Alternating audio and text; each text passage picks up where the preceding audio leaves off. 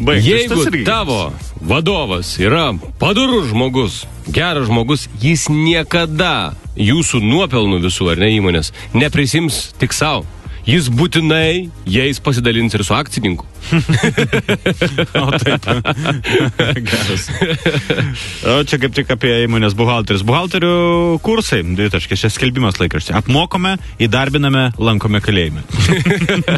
Japonų automobilių gamintojų delegacija apsilankiusi Rusijoje Avtovaz gamykloje, kur gamina žigulius. Ar kad ten vazus, ne žigulius.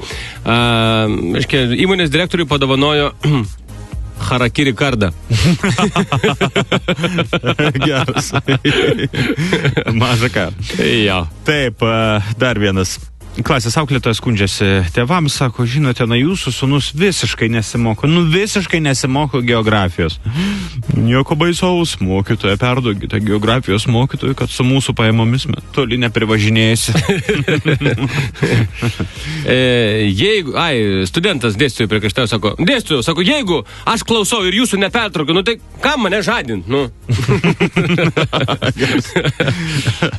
Anekdotas iš Panevėžio. Prie narvelio. Vyriškis parėjo į naktinį klubą Panevėžį. Sauginis sako prie durų, ar turi kokių ginklų? Vyriškis, ne. Sauginis, tai im pistolėtų, nes čia būn neramumų.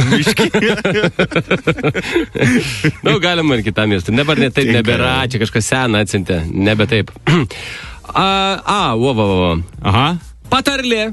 7 kartus matuok, o visiems sakyk 35 centimetrai.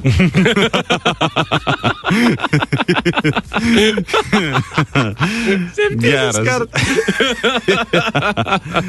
Pogalais. Geras šitas, geras. Okay. Šitą negaliu. Pogalais. Saulelė. Ką, katinėlį. Zukutė, klausyk, padaryk pusryčius. Gerai, miškiau, padarysi. Ačiū tau, zilutė. Ne, ir už ką, ožiuk. Beje, myliu tą pelytę, tu mano. Aš irgi tą kiškutį. Palauk, blemba. Klausyk, prisipažink, tai tu irgi neatsimeni, ko aš vardu. Dar vienas.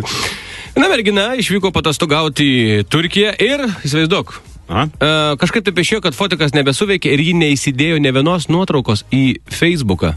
Skaityk atostogų, kaip nebuvę. Visos sugadintas. Taip. Geras, okei. Aš žinok viskas, tu 2 negaliu skaityti, čia tau per muziką. Gerai.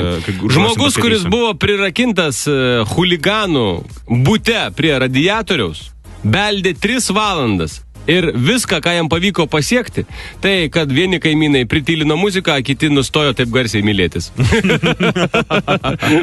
Ir dar vienas. Šiuo atveju ne anekdotai, o vaizdingi posakiai. Man jie labai gražus. Laimė yra rasti tą žmogų, kuris tavęs ieškojo.